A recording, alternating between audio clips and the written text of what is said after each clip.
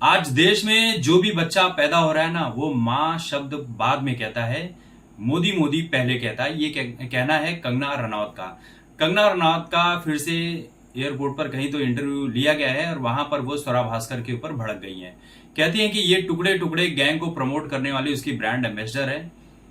हालांकि दोनों ने एक फिल्मों में काम किया था, लेकिन दोनों की आइडियोलॉजी जो थी वो अलग थी। कंगना रनौत जो है वो देश जोड़ने वालों के साथ जुड़ी रही, और स्वरा भास्कर जो है वो देश तोड़ने वालों के साथ जुड़ी रही।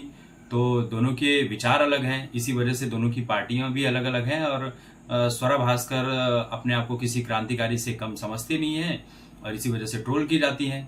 बाकी जो ऋचा चड्ढा और ये सब थी, चड्डी बंटी, ये सब तो शांत है फिलहाल। लेकिन ये अभी भी लड़ रही है, लेकिन मिल रहा है वही बाबा जी का ठुल्लू। तो स्वरा भास्कर को लेकर कंगना रनौत कहती है कि ये टुकड़े टुकड़े गैंग की ब्रांड एम्बेसडर है।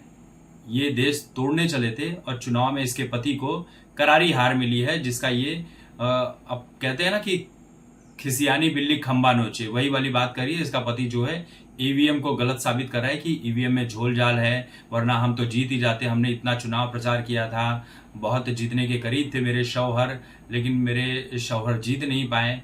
ये सब मोदी की चाल है, ईवीएम का झोल झाल है, यही सब विरोधियों का यही है। लेकिन इन बेवकूफों को ये कौन बताए कि एक तरफ तुम झारखंड में जीते हो, वहां पर ईवीएम पर दोष नहीं लगाते हो। जब 99 सीट जो है कांग्रेस जीत कर आई लोकसभा में, तब ईवीएम में कोई ये नहीं था। वो जो सुप्रिया सिन्हा थी वो तो पार्टी कर रही थी भैया कि हम तो सरकार बना लेंगे। बीजेपी को 400 सीट नहीं मिली, लेकिन बीजेपी सरकार तीसरी बार बनाकर आराम से अपना काम कर रही है। इनका समझ में नहीं आता, कर्नाटका में चुनाव जीत गए, वहां पर ईवीएम में कोई झोल झाल नहीं था। केरला में चुनाव जीत जाती है पार्टी, वहां पर कोई झोल झाल नहीं होता है। लेकिन सरकार नहीं बना पाते हैं किसी पर्टिकुलर जगह पर, तो ये कहते हैं कि ईवीएम में झोल झाल है। मतलब ईवीएम लाने वाले भी तुम ही हो, और उसमें जो भी चीजें करना है तुम ही कर रहे हो। तुम्हारे हाथ में भी ईवीएम था, तुम ही ईवीएम में झोल झाल कर लेते, मोदी सरकार आने ही नहीं पाती 2014 में। तुम तो सारे मापदंड लेकर बैठे हुए थे, कर्मकांड किया करते थे।